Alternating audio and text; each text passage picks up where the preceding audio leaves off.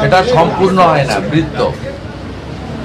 সেই কারণে বাবা সাহেব আম্বেদকর শিক্ষাকে সাংবিধানিক অধিকার, মৌলিক অধিকারের মধ্যে দিয়েছেন এবং কনকারেন্ট লিস্টে এই জন্য আছে যাতে শিক্ষানীতি, শিক্ষা ব্যবস্থায় কেন্দ্র এবং রাজ্যের উভয়ের সমান দায়িত্ব থাকে। আমরা এখানে ভালো মিটিং করেছি। ধর্মেন্দ্র প্রধানজির আসার কথা ছিল, সুকান্ত মজুমদার, ডক্টর সুকান্ত মজুমদারের থাকার কথা ছিল, ডক্টর সুকান্ত মজুমদার ছিলেন। দিল্লি থেকে 8 জন হাই লেভেল অফিসার এসেছিলেন।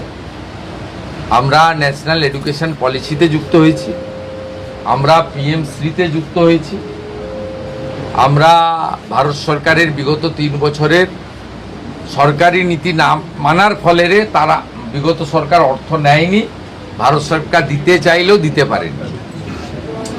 আগামী 1 সপ্তাহের মধ্যে এই অর্থবর্ষে গ্র্যান্টও আমরা পাব। সবগুলো কম্পোনেন্ট নিয়ে, সবগুলো ইস্যু নিয়ে আলোচনা হয়েছে। Primary, upper primary, high school, college, university, বিদ্যার্থী অর্থাৎ ছাত্রছাত্রীদের কিভাবে আধুনিক শিক্ষা দেওয়া যায়, বেসরকারি শিক্ষা ব্যবস্থার উপর যাতে নির্ভরশীল না হয়, কি করে ছাত্র শিক্ষক শিক্ষিকার রেশিও ঠিক রাখা যায়, কি করে শিক্ষক অধ্যাপক নিয়োগকে রাজনীতিমুক্ত করে অত্যন্ত পরিচ্ছন্নতার সঙ্গে মেধার ভিত্তিতে নিয়োগ করা যায়, বিশেষ করে বিদ্যা মন্দিরগুলোকে কি করে আধুনিক মানের করা যায়, সব পয়েন্ট নিয়ে ইন ডিটেলস আলোচনা হয়েছে। ইমিডিয়েট যেটা বিদ্যালয়গুলো পাবে, অর্থাৎ প্রাইমারি, আপার প্রাইমারি, হাই স্কুলের ক্ষেত্রে কম্পোজিট গ্র্যান্ট, যেটা 3 বছর ধরে তারা পায়নি আগের সরকারের ভুল নীতির জন্য। আমরা 81,000 বিদ্যালয়ে টার্গেট নিয়েছি। সব জায়গায় গ্যাসে মিড ডে মিল রান্না হবে, সব জায়গায় পর্যায়ক্রমে সোলার প্যানেল হবে, সব জায়গায় অত্যন্ত পরিচ্ছন্ন শৌচালয় থাকবে, সব জায়গায় আর্সেনিক মুক্ত পরিশ্রুত পানীয় জল থাকবে, সব বাচ্চারা ভালো খাওয়া মানে প্লেটে, থালাতে, ইউটেন্সিলে খাওয়া দাওয়া করবে, পরিচ্ছন্ন একটা হাইজেনিক পরিবেশ তৈরি হবে। এবং রাঢ়বঙ্গ দিয়ে শুরু হচ্ছে, বীরভূম, বর্ধমান, বাঁকুড়া, পুরুলিয়া, ঝাড়গ্রাম থেকে যে বিদ্যালয়গুলোতে এখনো ফ্যান লাগানো হয়নি, গরমে বাচ্চারা কষ্ট পান, সেই ফ্যান লাগানো। আমি সাজেস্ট করেছি বালিকা বিদ্যালয়গুলিতে এবং ছাত্রছাত্রী অর্থাৎ কোয়েড স্কুল কলেজগুলিতে আমাদের ছাত্রীদের, বালিকাদের, কন্যাদের, বোনেদের জন্য sanitary vending machine, napkin machine, সেটা চালু করার ব্যবস্থা, অ্যাকোয়া গার্ড দেওয়ার ব্যবস্থা, একটা সুন্দর পরিবেশ তৈরি করা।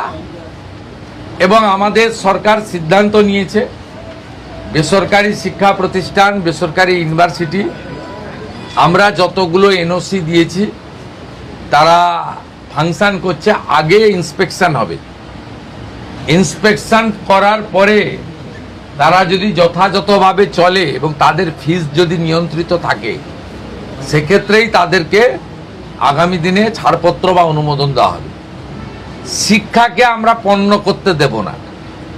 আর ন্যাশনাল এডুকেশন পলিসির অন্তর্গত এই শিক্ষাকে আমরা উচ্চমানের শিক্ষায় নিয়ে যাব এবং শিক্ষার যে নতুন আইন আছে তাকেও চেঞ্জ করার জন্য শিক্ষামন্ত্রীকে বলেছি আমি, প্রধান সচিবকে নিয়ে যত তাড়াতাড়ি সম্ভব বিধানসভার আগামী অধিবেশনে বিল আনতে, যাতে গার্ডিয়ানদের মধ্য থেকেই আগামী দিনে বিদ্যালয় পরিচালনার জন্য চেয়ারম্যান অথবা ভাইস চেয়ারম্যান দায়িত্ব গার্ডিয়ানের। ভারতবর্ষের সব রাজ্যে আছে, 21টা বিজেপি এনডিএ রুল স্টেটে আছে, এই রাজ্যে এগুলো করেনি।